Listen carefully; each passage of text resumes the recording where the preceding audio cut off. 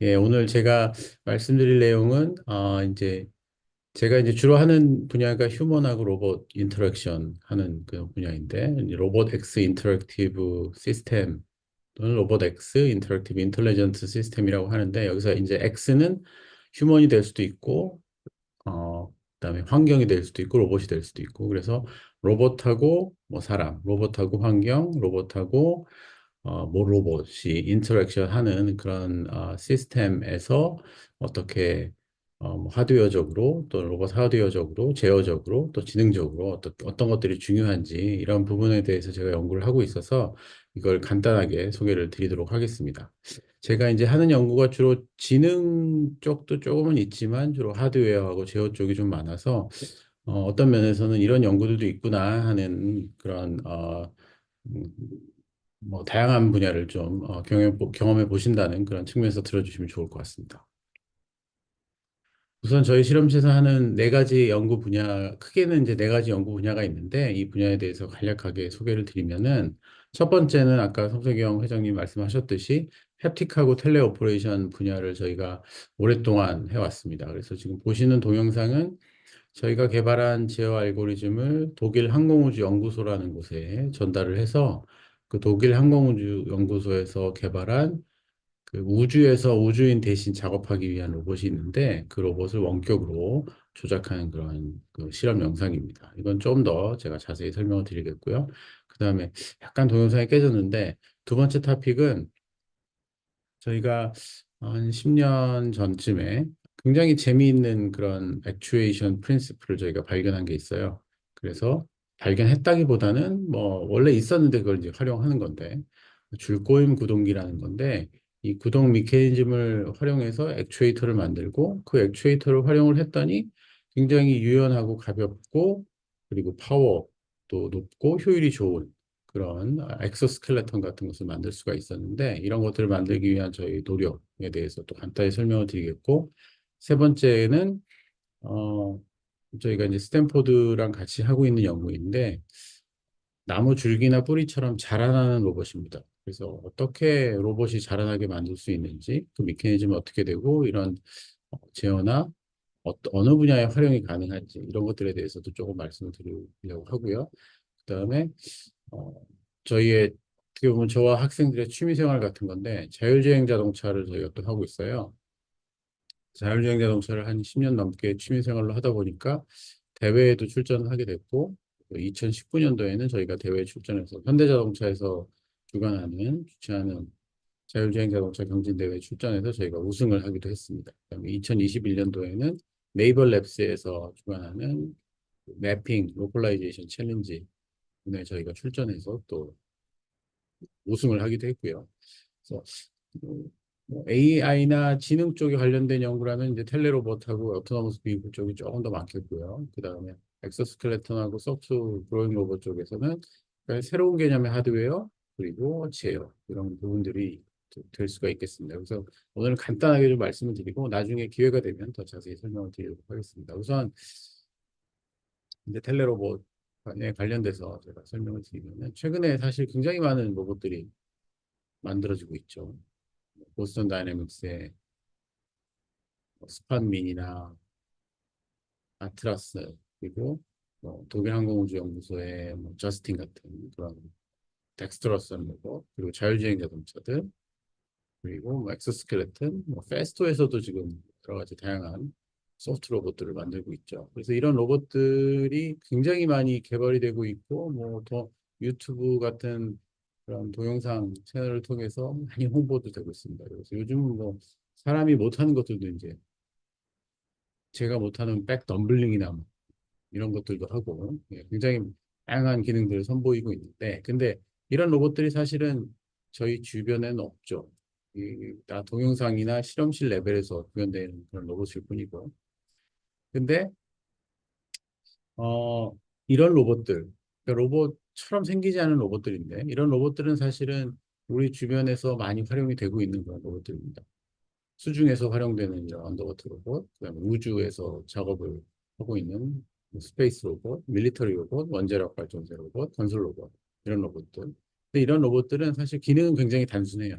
굉장히 단순한데 이런 로봇들이 없다면은 사실 사람이 어떤 위험한 현장에서 어떠한 것도 할 수가 없기 때문에 이런 로봇들이 어, 기능이 간단하고 심플함에도 불구하고 그리고 우리가 원하는 만큼의 작업 수준을 갖지는 못하지만 그래도 어쩔 수 없이 지금 쓰고 있는 그런 로봇들입니다. 근데 지금까지는 이런 로봇들을 뭐 아주 100% 만족하지 못하지만 그래도 사용을 하고 있었는데 왜냐하면 지금까지는 사람들이 이런 로봇한테 요구하는 작업 수준이 그리 높지 않았어. 뭐 벽을 이렇게 뭐 평면으로 깎아낸다거나 땅을 수직으로 판다거나 이런 굉장히 단순한 작업들을 요구했기 때문에 그냥 조이스틱 하나로도 이렇게 조작이 가능했죠. 그래서 지금까지 이런 로봇들을 뭐 만족스럽게 사용을 해왔습니다. 근데 최근에 이제 로봇 하드웨어나 로봇 소프트웨어나 이런 것들이 이제 급속하게 발전하고 있습니다. 또 최근에는 뭐 챗 GPT, LLM, VLM 이런 인공지능에 기반한 이런 기술들이 굉장히 많이 발달을 하고 있기 때문에 사람들의 기대 수준이 지금 굉장히 많이 올라갔어요. 그래서 로봇이 이제는 좀 사람을 대체하고 사람 수준의 어떤 작업을 할 수 있는 그런 로봇들이 나와야 되지 않느냐. 이런 이제 사람의 기대 수준이 많이 높아진 거죠. 그래서 사람이 하는 이런 컴플리케이티드한 이런 복잡한 어떤 공장에서 작업하는 이런 작업들 이런 것까지도 좀 해줬으면 하는 또 가정에서 하는 이런 작업들 이런 것까지도 좀 해줬으면 하는 이런 그 요구들이 지금 생겨나고 있습니다. 근데 사실은 뭐 여러분들 모두 너무나 잘 아시겠지만 이런 챗 GPT나 VLM, LLM 이런 것들 최근에 발전된 급속하게 발전된 인공지능 기술들이 할 수 있는 거에는 한계가 있어요. 당연히 한계가 있는데 지금 굉장히 많은 부분을 할 수 있지만 그 모든 것들이 다 사이버 스페이스에서 하는 겁니다. 그 사이버 스페이스에서 뭐 질문을 하면은 그냥 텍스트로 알려주고 그림으로 그려주고 뭐 이런 것들인 거죠. 근데 그런 서비스가 물리적인 공간, 사람이 있는 이런 물리적인 공간에 프로바이드 되기 위해서는 어떤 매개체가 필요합니다. 근데 그런 매개체가 아직까지는 없는 거죠. 그런 매개체가. 그런 매개체가 사실은 이제 로봇이 될 텐데 그런 로봇을 활용해서 사이버 공간에 있는 이런 인공지능을 물리적인 도메인에 영향을 미치게 하는 그런 새로운 개념의 AI 기술을 요즘은 이제 피지컬 AI라고 하죠. 뭐 많이 들어보셨겠고 너무나 잘 아시겠지만 그래서 최근에는 이제 화두가 되고 있는 게 이제 이런 피지컬 AI 또는 임베디드 AI, 임베디드 인텔리전스 뭐 이런 이제 용어들이 많이 등장을 하고 있습니다. 근데 지금까지 아무리 뭐 챗 GPT 할아버지가 와서 뭘 한다고 해도 이런 사람이 할 수 있는 이런 복잡한 작업, 이런 사람의 덱스트러스한 매니플레이션 기술은 대체할 수가 없어요. 어떤 조립을 하거나 물건을 끼워 맞추거나 이런 작업들은 도저히 할 수가 없습니다. 지금은 가상 세계에서만 서비스가 제공될 뿐이죠. 그래서 이런 데는 굉장히 한계가 있다. 그래서 요 최근에 이제 뭐 테슬라나 뭐 피겨원, 뭐 오픈 AI 이런 데서 휴머노이드를 만들어서 이런 휴머노이드를 통해서 사람이 해야 되는 어떤 물리적인 서비스들을 대신하기 위한 그런 로봇들을 많이 개발하고 있는 있는 것이 이제 그런 배경이라고 생각이 됩니다. 하지만 지금 여러 뭐 매체나 유튜브나 이런 데서 보시는 그런 영상들이 사실 굉장히 프리미티브한 수준이에요. 할 수 있는데 굉장히 한계가 있습니다. 그 부분은 나중에 시간이 되면 좀 더 설명을 드리기로 하고. 그래서 이제 근데 이런 사람이 이런 로봇을 통해서 어떤 접촉 작업이나 물리적인 어떤 물체를 매니플레이션 하는 그런 작업들 이런 것들이 로봇이 지금은 할 수는 없어요. 지금은 하는데 굉장히 이제 단순한 작업밖에 못하고 한계가 분명히 있습니다. 근데 이걸 지금 하게 만들 수 있는 그런 방법은 한 가지 있죠. 있기는 어떻게 하느냐? 사람이 이제 컨트롤 룹에 들어가는 겁니다. 사람이 컨트롤 룹에 들어가서 이 사람을 통해서 로봇을 조작을 하는 거죠. 그래서 사람이 플래너가 되고 하이레벨 플래너가 되고 그 플래너에서 명령을 전달하면 로봇이 그걸 팔로잉해서 어떤 작업을 수행하고 그리고 이 제대로 된 명령을 전달하려면은 사람이 로봇의 입장이 돼야 됩니다. 로봇이 보는 걸 보고 로봇이 만지는 걸 느끼고 그래야지만 제대로 된 명령을 전달해 줄 수가 있기 때문에 어떤 피드백이 또 이제 들어가야 되죠. 그 피드백이 들어가서 사람이 로봇이 된 것처럼 느끼면서 작업을 하면은 어, 이런 복잡한 어떤 조립 작업이나 정밀한 작업들도 할 수 있다라는 것이 이제 오래전부터 연구가 되어 오던 텔레오퍼레이션 햅틱 이런 거죠. 그래서 예전에는 이런 텔레오퍼레이션 햅틱이 로봇을 단순하게 원격지에서 조작하고 잘 어떤 위험한 공간에 사람이 안 들어가서 물체를 조작하기 위한 그런 방법으로 쓰였다면 요즘은 아까 말씀드린 이런 로봇을 활용해서 어떤 정밀한 물체를 조작하는 것을 사람이 매번 할 수는 없어요. 왜냐하면 로봇 한 대에 사람이 한 명씩 붙어서 이렇게 조작하는 건 말이 안 되거든요. 생산적으로도 말이 안 되고, 그럴 거면 그냥 사람이 가서 하지. 뭐하러 이런 비싼 로봇과 오퍼레이터를 들여서 조작을 하느냐. 뭐 위험한 곳에 가지 않는 이상. 이런 얘기가 나올 수 있죠. 그래서 요즘은 이걸 어떻게 또 사용하고 있냐면, 스탠포드의 알로하 같은 그런 프로젝트를 아마 이미 잘 아실 것 같은데, 텔레오퍼레이션을 요즘은 이 사람의 스킬 데이터를 취득하는 데 사용하죠. 이런 텔레오퍼레이션을 통해서 사람의 데몬스트레이션 데이터, 사람이 어떤 물체를 조작하는 이런 데이터들을 취득해서 이걸 기반으로 이제 딥러닝을 학습시키는, 알고리즘을 학습시키는 이런 용도로 요즘 많이 활용하고 있습니다. 근데 문제는 사실 데이터가 턱없이 부족해요. 굉장히 부족하고, 그리고 특히나 어떤 뭐 트래젝토리 같은 모션 데이터들은 확보할 수 겠지만 이게 접촉이 들어가게 되면은 이게 햅틱 데이터, 텍타일 데이터 이런 것들이 이제 취득이 되고 그 데이터들을 체계화해가지고 러닝을 시켜야 되는데 그런 프레임 자체가 사실은 없습니다. 그래서 그쪽에 대해서는 굉장히 많은 연구가 앞으로 이루어져야 되고 그쪽으로 니즈가 굉장히 많습니다. 네. 이것도 이제 나중에 시간이 되면 좀 더 말씀을 드리고 싶고요. 예. 그래서 이런 텔레오퍼레이션, 이런 햅틱 기술이 앞으로 발전하면은 사실 이제 저희가 잘 알고 있는 이런 아바타 같은 영화에 나오는 그런 기술들이 구현이 될 수 있을 것이다 하는 측면에서 제가 이 슬라이드를 넣어놨고요. 그래서 이런 것들이 구현이 되게 된다면은 사실 다양하게 지금 뭐 위험한 공간에서 작업을 하는 그런 것들이 없어질 것이고 사람이 보다 안전하게 작업을 할 수 있을 것이다 하는 겁니다. 이것들은 뭐 너무나 잘 아실 테니까 좀 빠르게 지나가겠습니다. 우선 저희가 첫 번째 타겟으로 본 게 이제 우주 공간에 지금은 우주선을 수리하거나 국제 우주정거장 수리할 때 우주인이 이렇게 밖에 나가서 작업을 하거든요. 근데 이거를 사람이 지구에서 안전한 공간에서 로봇을 통해서 조작을 할 수 있을 것이다 하는 거고요. 여기에 보면 이제 뭐 딜레이나 이런 것들이 중요시 된 타임 딜레이 같은 것들이 이제 허들이었는데 이런 것들을 극복하는 알고리즘들을 저희가 제안을 했고 이걸 극복을 하고 사실 어떤 접촉 힘까지 느끼면서 이런 드릴링 작업까지도 할 수가 있습니다. 보시면은 좀 오래된 비디오긴 하지만 로봇이 보는 영상을 보면서 이런 드릴 작업을 하고 있죠. 근데 보시면 지금 굉장히 느립니다, 사실. 1분 다 됐는데 지금 드릴 집어서 이제 볼트 조립하려고 하죠. 여기 이제 재밌는 비하인드 스토리가 있는데 사실 이 로봇 손을 보시면은 굉장히 커요. 그 로봇 손 뒤쪽에 로봇 헤드에 카메라가 있는데 이 카메라를 통해서 이제 볼트 헤드를 보거든요. 근데 로봇 손이 너무 커가지고 볼트 헤드를 볼 수가 없었습니다. 저 오퍼레이터가. 그럼에도 불구하고 이런 작업이 가능했던 이유는 이게 볼트 헤드에 그 드릴 날을 끼워 넣으면 이게 딸깍하는 그런 느낌이 오는데 그런 그 햅틱 피드백을 받을 수가 있어서 이런 작업이 가능을 했습니다. 또 넘어가고요. 이제 뭐 이건 뭐 핸드쉐이킹 하는 이런 거고. 그 다음에 또 이제 중요한 어플리케이션이라면 뭐 옵쇼어 플랜트 같은 이게 옵쇼어 플랜트 드릴십 같은 것들이 주로 극지에 설치가 되는데 여기는 이제 사람이 가기가 굉장히 어렵습니다. 그래서 주로 뭐 그 감옥에서 어, 복역하는 그런 죄수들을 뭐 헬기에 실어서 호송한다는 그런 얘기도 있고요. 예. 근데 가서 해야 되는 작업들은 굉장히 단순하다고 합니다.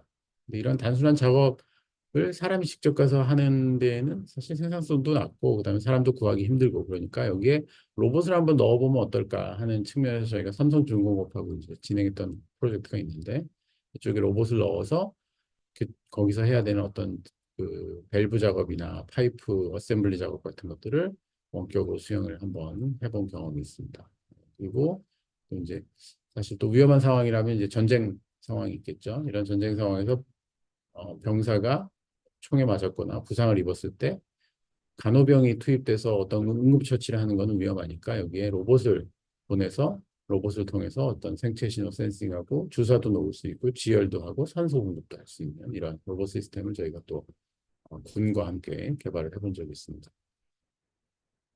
그리고 이제 또 특히나 요즘 뭐 재난, 지진 이런 상황에서 어, 가장 첫 번째로 퍼스트 리스폰더가 도착하기 전에 제일 중요한 게 이 통로를 확보하는 건데요. 그 진입로를 확보하는 건데 이런 진입로 확보하는 하기 위해서 중장비를 보내는데 여기에 또 사람을 태워서 보내는 게 사실 위험하죠. 그래서 원격으로 이런 양팔, 엑스커베이터, 건설 중장비를 특수목적 기계를 조작하는 이런 과정도 수행을 한 적이 있고요.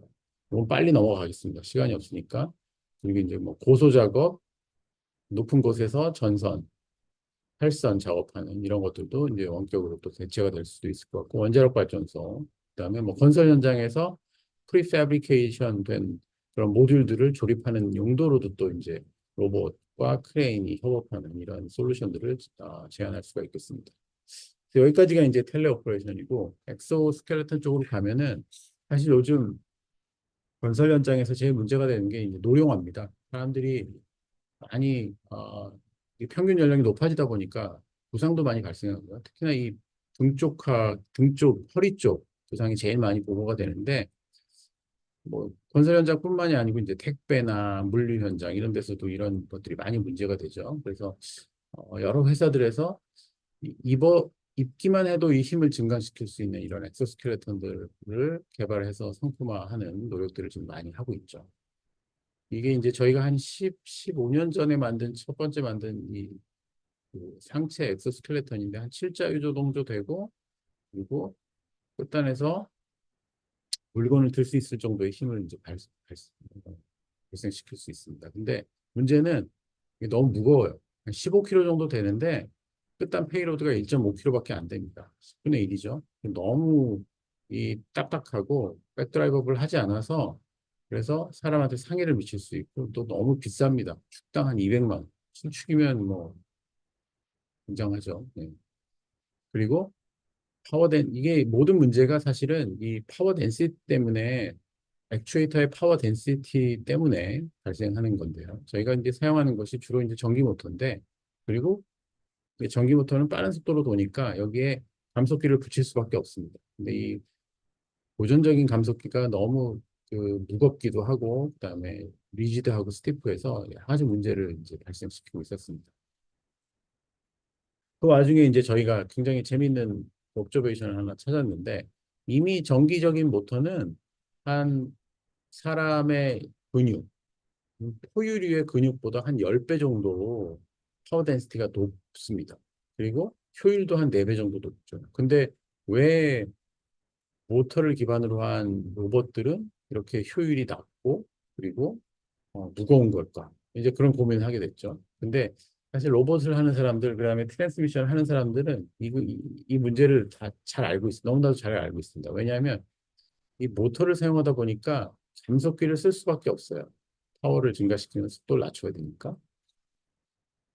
근데 그러다 보니까 사실 이 트랜스미션에서 모든 효율을 다 깎아먹는 그런 결과가 발생했던 거죠. 그래서 이 트랜스미션에 좀 굉장히 드라스틱한 임프루먼트가 필요하다. 이런 것들에 모두 공감을 하고 있습니다. 그래서 새로운 트랜스미션을 사람들이 많이 연구를 했는데 저희도 이제 그런 거에 관심을 가졌죠. 근데 저희는 새롭게 뭘 찾은 건 아닌데 사실 예전부터 우리하고 같이 실생활에 많이 사용됐던 거예요. 줄꼬임이라는 겁니다. 줄꼬임. 건설에서도 사용됐고 군에서도 사용됐고 이 줄이 있습니다. 줄을 이렇게 한쪽을 꼬게 되면 이렇게 줄이 줄어들죠. 그럼 고무동력기 같은 거 해보신 분들은 아마 잘 아실 거예요. 아주 작은 토크를 가지고도 큰 종방향 힘을 얻어낼 수 있다는 그런 장점이 있습니다. 이게 이제 일종의 감속기예요, 감속기. 한쪽에 모터를 달면은 빠른 속도로 꼬을 수가 있고, 또 이걸 사용하면 액추에이터를 만들 수가 있습니다. 이걸 저희는 이제 트위스트 스트링 액추에이터라고 이름 붙였는데, 장점은 한 20와트 정도 작은 모터 가지고도 한 30kg 정도를 이제 거뜬하게 이렇게 왼쪽에 보시면 동영상처럼 거뜬하게 들었다 올렸다 할 수가 있습니다. 네.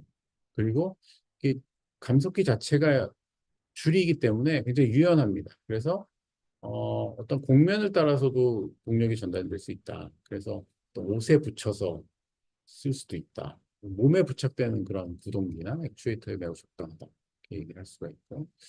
제가 어, 전 세계에 나와 있는 어떤 로봇의 인공 근육이라고 할 수 있는 것들을 다 모아서 한데 비교하는 그런 리뷰 페이퍼를 그 하버드하고 뭐 여러 기관에 있는 분들하고 같이 페이퍼를 낼 기회가 있었어요. 그때 이제 저희가 이걸 비교한 그런 그림인데 방사형 그래프인데 보시면은 이게 사람 근육입니다.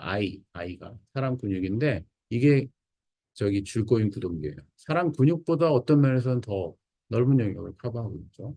훨씬 더 이제 퍼포먼스가 좋다는 겁니다. 그리고 다른 어떤 구동기들보다도 더 좋은 퍼포먼스를 내고 있었어요.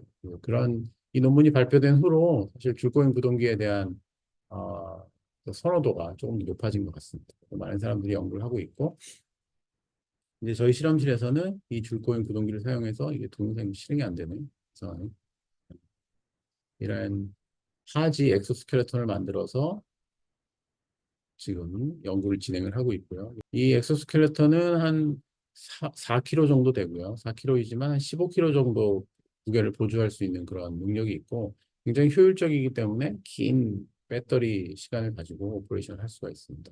같은 원리로 상지 엑소스켈레톤도 저희가 이제 만들었는데 이건 이제 가수 농장이나 택배 배달하시는 분들이 한 2kg, 1.5kg 정도의 무게밖에 안 됩니다. 1.5kg 정도의 무게를 이렇게 멜빵식으로 메고 한 10kg 정도 무게 서포트 받을 수 있는 그런 엑소스켈레톤이고 이건 또 뭐 이걸 확장해서 글러브로도 만들 수 있다.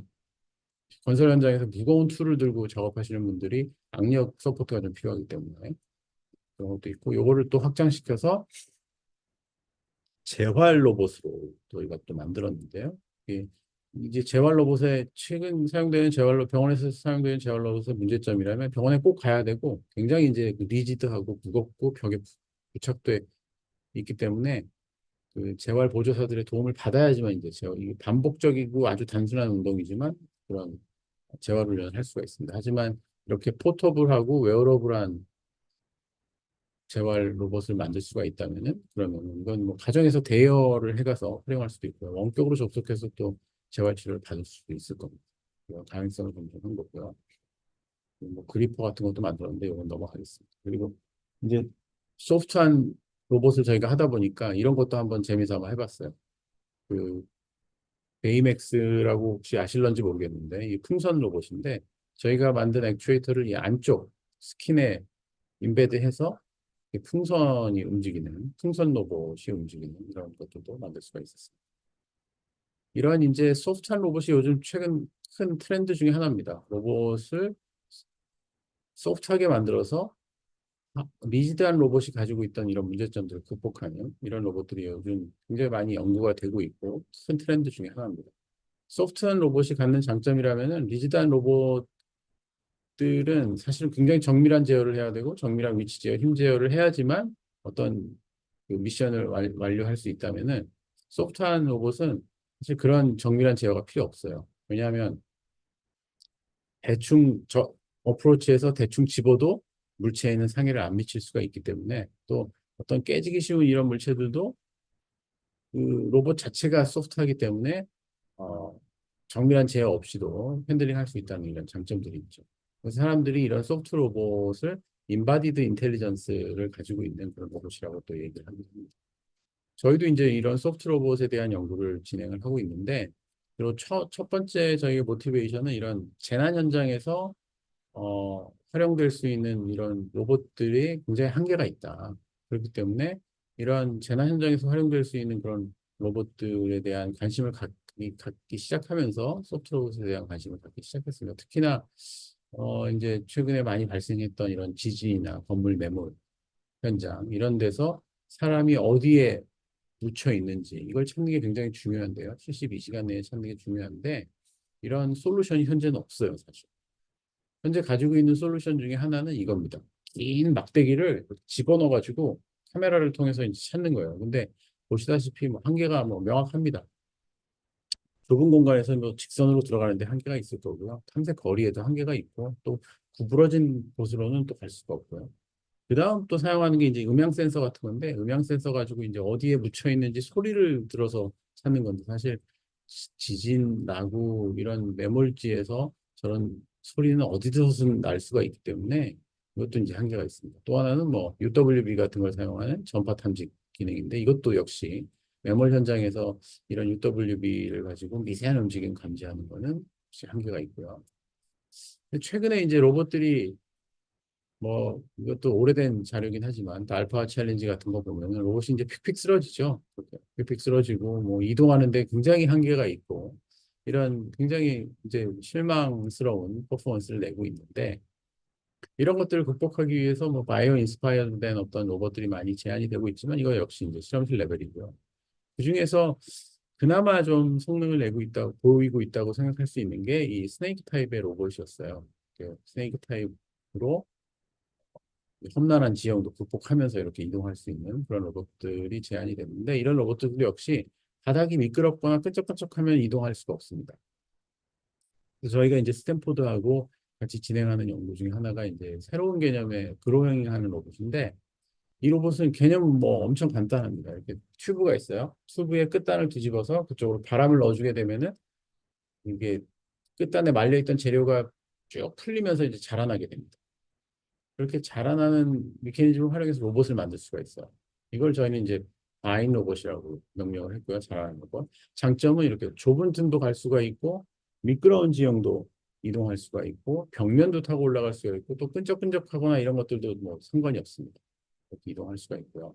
그리고 뭐 빠르게 이동할 수가 있고 밑에 지지 기반이 없어도 이동할 수가 있고 물 위로도 이동할 수가 있고 그리고 그뭐 구멍이 뚫려도 사실은 상관없습니다. 왜냐하면 이게 전체가 이동하는 게 아니고 자라나면서 앞으로 뻗어나가는 거기 때문에 그 구멍 뚫어진 곳에 압력만 유지할 수 있다면 저는 문제가 없습니다. 그래서 저희는 이런 로봇을 만들어서 첫 번째로 타겟을 했던 게 어떤 매몰 현장에서 사람을 찾아서 빠르게 자라나가고 사람을 찾으면 이제 물을 공급을 해주는 또는 뭐 어떤 밸브 작업이나 이런 것들까지 서포트할 수 있는 그런 로봇을 저희가 개발을 했고요. 이게 뭐 자라나가기만 하면 되는 게 아니고 끝에 안에 어떤 카메라나 뭐 툴을 달아서 가- 어떤 일도 할 수가 있어야 되고 또 스티어링도 할 수 있어야 되고 또 조작하는 인터페이스도 필요합니다. 근데 그중에 이제 끝단에 툴을 다는 게 굉장히 사실은 쉽지가 않았어요. 왜냐하면 끝단에 있는 재료들이 계속 자라나가면서 새로운 재료가 나타나기 때문에 끝단에 어떤 카메라나 툴을 다는 게 이제 그렇게 쉽지가 않았고요. 근데 이런 솔루션들을 저희가 다 확보를 해서 결국에는 이건 이제 스티어링에 대한 걸로 이건 진행하도록 하고요. 예, 이게 이제 그 팀 마운트 다는 어떤 어려움에 대한 걸 설명하는 건데 뭐 그건 이제 시간 관계상 넘어가도록 하겠습니다. 그래서 저희가 팀 마운트를 새롭게 제안을 했고, 자라나가고, 그다음에 줄어들기도 하고, 방향 전환도 하고, 뭐 이런 것들까지 할 수 있었습니다. 그래서 이게 뭐 시나리오인데 물병을 집어서 쪽에 있는 사람한테 전달하는 것까지 이런 기능 뭐 아주 간단하지만 이런 정도 대응할 수가 있었고요. 이게 이제 저희가 만든 바인 로봇의 프로토타입인데 뭐 굉장히 간단합니다. 통에 재료는 다 말아 넣으면 되고요. 그리고 이제 프레셔 컨트롤하는 그런 밸브들 그리고 이걸 제어하기 위한 컴퓨터 그리고 압력 제너레이션 하기 위한 컴프레서 이 정도면 됩니다. 이걸 가지고 저희가 이제 실험실 앞에 간단하게 어떤 이런 모컵을 만들어서 나무 더미를 넘어가고 그리고 좁은 바위 틈을 통과해서 앞으로 공면을 통과해서 지나갈 수 있는 이런 로봇들에 대한 거를 로봇을 시연을 한 바가 있고요. 이걸 이제 더 길게 만들어서 지금 이제 테스트를 하고 있습니다. 그리고 앞쪽에 이제 이렇게 불빛 나오는 부분이 이제 카메라인데요. 카메라를 달고 앞에 영상을 보면서 이렇게 전진할 수가 있고요.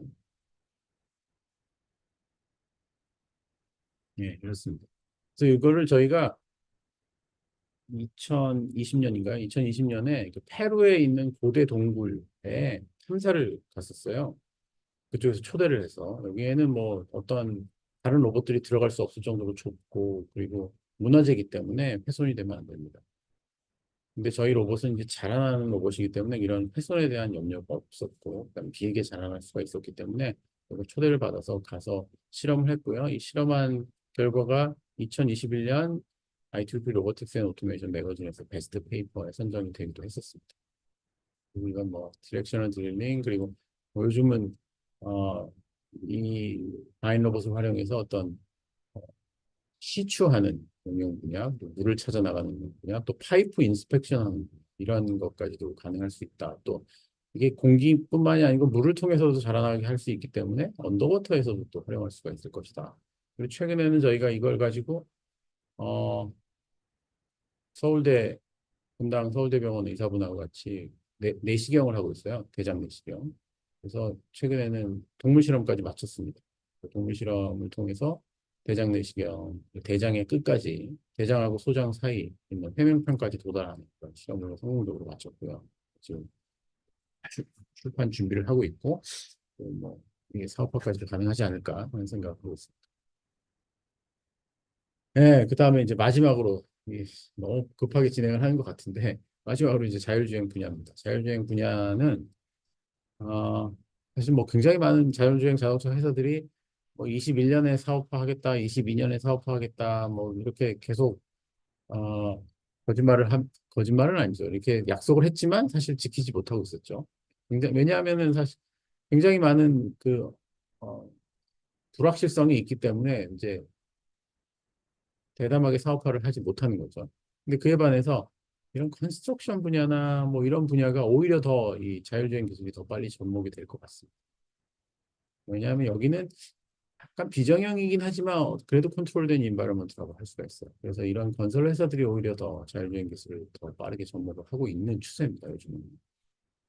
자율주행 자동차 기술에는 여러 가지가 있죠. 요즘 뭐 래핑, 로컬라이제이션, 플래닝, 퍼셉션 이런 것들이 옛날에는 그 각각 모듈별로 나눠져서 했다면 요즘은 뭐 딥러닝이나 AI 기술 발전하면서 그냥 엔드 투 엔드로 하는 그런 기술들이 또 대세를 이루고 있는 것 같아요. 특히나 테슬라 같은 경우에는 카메라 영상만을 가지고 엔드 투 엔드로 학습해서 스티어링 그다음에 뭐 가스 페달 제어하는 이런 쪽으로 가고 있다고 하니까 좀 빠르게 발전하는 것 같습니다. 저희가 17년, 19년에 현대 대회 나가서 우승 또 준우승한 그런 영상이고요. 저희가 이런 기술들 많이 개발했지만 사실은 자율주행이 아직까지는 그렇게 어, 사업화 전망이 밝지는 않습니다. 아직까지. 로봇 택시가 테슬라에서 발표되긴 했지만 아직까지도 좀 약간 회의적인 그런 입장이고요.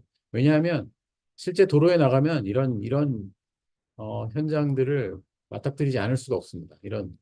근데 이런 데서 자율주행이 과연 동작을 할 수 있을까? 이건 사실 퀘스천이죠. 저는 할 수 없다고 보고요, 당연히. 할 수 없다고 보고. 그럼 어떻게 할 것이냐? 그렇다고 사람이 그럼 계속 운전해야 되느냐? 예, 이게 의문이죠. 예.